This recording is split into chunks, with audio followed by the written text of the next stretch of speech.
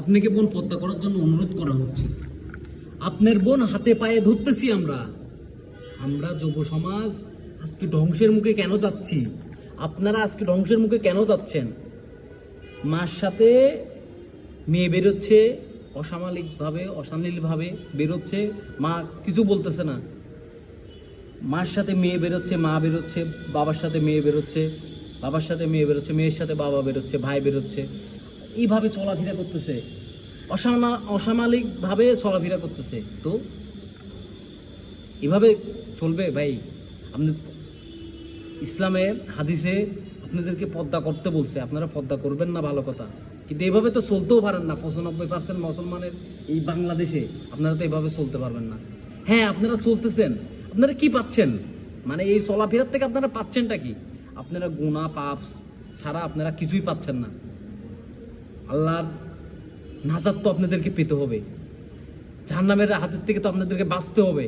এভাবে কতদিন চলবে না? 2 দিনের দুনিয়ায় আজকে দেখেন, আপনার লাখ কোটি টাকা, লক্ষ কোটি টাকা আপনার বাবার আছে, আপনার বাবার গার্মেন্টস আছে, সুপার শপ আছে, আপনার বাবার দেশের বাইরে কত কোটি টাকা আছে, মিলিয়ন কোটি টাকার মালিক। তারপরেও দেখেন আপনারা টিকটক করা ছাড়তেছেন না, আপনারা আপনাদের শরীরটা পরিবেশন করতে ছাড়তেছেন না, আপনারা আপনাদের সোয়াব নিয়ে আপনারা থাকতেছেন। আপনার সোয়াব ছাড়া আপনারা কিছু বুঝতেছেন না। আপনি কি করতেছেন, কোথায় যাচ্ছেন, কোথায় যাইতে, এগুলো আপনাকে দেখাইতেই হবে। জনসংখ্যায় আপনাকে দেখাইতেই হবে, জনসম্মুখে এগুলো আপনাকে দেখাইতেই হবে। এগুলো ভিডিও করে আপনার শরীরটাকে পরিবেশন করতেই হবে। কেন বোন, কেন কেন আপনারা কেন এইভাবে চলবেন? কেন? আপনারা কি পাচ্ছেনটা কি? দেখেন, আল্লাহ ছেড়ে দিবেন কিন্তু সাথ দিবেন না। আপনার ভিতরে সে বুঝ দিছে যে আপনাকে এইভাবে চলতে হবে, এই হুকুমটা আপনাকে মানতে হবে, এটা তোমার উপর বান্দা ফরজ করছে, আমি এটা তোমাকে মানতে হবে, কিন্তু আপনারা মানতেছেন না। আপনাদের হিসাব দিতে হবে না? আপনার বাবা যে আপনাকে কিছু বলতেছে না, আপনার মা যে আপনাকে কিছু বলতেছে না, আপনার মা যে এভাবে চলতেছে, আপনারা ছেলে সন্তান কিছু বলতেছেন না, তো এর হিসাব একদিন তো দিতে হবে, দুনিয়ার উপরেই দিতে হবে। আপনারা আখিরাতে তো কী হিসাব দিবেন আমি নিজেই জানি না, আমার নিজের হিসাব আমি কী দিব আমি নিজেও জানি না, কিন্তু আপনাদেরকে কন্ট্রোল করার মতো কেউ আমি পাচ্ছিও না। আপনারা কন্ট্রোল কবে হবেন? এই দেখেন আজকে সিনেমা ইন্ডাস্ট্রি, নাটক ইন্ডাস্ট্রির এরা কিভাবে পরিবেশনটা করতেছে, এদের শরীরটাকে কিভাবে করতেছে। এই শরীর থাকবে, এই শরীরের থেকে যখন রুহটা বেরোয় যাবে তখন তো পড়ে থাকবে শরীর, এই শরীরে কোনো কাজে আসবে না। তখন আপনি কি হিসাব দিবেন? আপনার হাত সাক্ষী দিবে, আপনার মুখ সাক্ষী দিবে, আপনার চক্ষু সাক্ষী দিবে, আপনি কত গুনাহ করছেন, কি করছেন, সব কিছু ওই আল্লাহ তাআলার কাছে সাক্ষী দিবে। তো আপনি কত করবেন? আপনি তো বহুত টাকা কামাইছেন, আসেন না একটু আল্লাহর পথে, আসেন না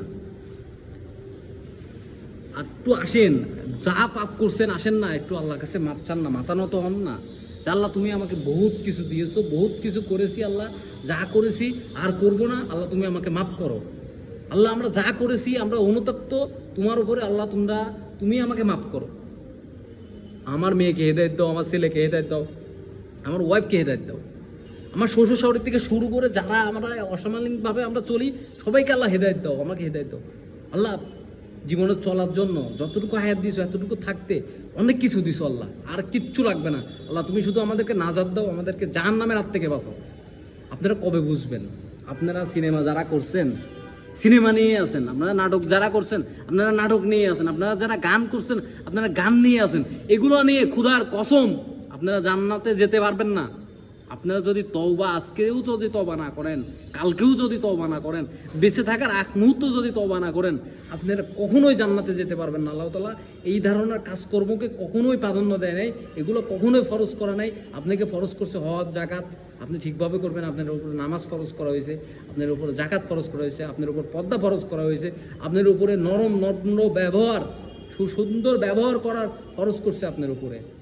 আপনার নবীজির সুন্নত আছে অনেক ধারণা, আপনাকে এগুলো মানতে হবে। নবীজির অনেক সুন্নতের ধারা আছে, এগুলো আপনাকে মানতে হবে। আপনি শয়তানের মতো চলবেন, শয়তানের আদর্শ মতো চলবেন, শয়তানের ধোঁকায় পড়ে এগুলো করবেন। আর কত? আসেন না, চোখ বুঝিলে সব কিছু অন্ধকার, কিন্তু ওই কবরে গেলে সবই কিন্তু আলোকিত হবে, সবই কিছু হবে। তখন হিসাব দিতে হবে। চোখ বুঝলেই না অন্ধকার দুনিয়াতে, কিন্তু ওইখানে তো আখিরাতে যেহেতু আপনাকে হিসাব দিতে হবে, ওই কবরে যেহেতু আপনাকে হিসাব দিতে হবে। আপনি যা করেছেন আসেন, আজকে আল্লাহর কাছে মাথা নত করি। আমাকে আল্লাহ যা দিয়েছে আমি এতটুকুই সন্তুষ্ট, আলহামদুলিল্লাহ। আল্লাহ শুকরিয়া আদায় করি, মালিক তোমার দরবারে শুকরিয়া আদায় করি, তুমি আমাকে এর থেকে বের করো, আমাকে হেফাজত করো, আমাকে হেদায়েত করো, আমাকে মাফ করো, আমার ফ্যামিলি অল গোষ্ঠীকে আমাকে মাফ করো, আমার এই পৃথিবীর মানুষকে বুঝদান করো, এই বাংলাদেশের মানুষকে বুঝদান করো, আমি যেখানে আছি সেখান থেকে সবাইকে তুমি হেদায়েত করো, হেদায়েতের চাদরের ভিতরে তুমি ডেকে রাখো আল্লাহ। তোমার বান্দাকে তুমি না দেখলে আর কে দেখবে? এগুলো নিয়ে আজকে আসেন না, আমরা একটু চিন্তা করি না? আমরা মরবো, আমাদের মরণ নিয়ে একটু আমরা চিন্তা করি না? আসেন না।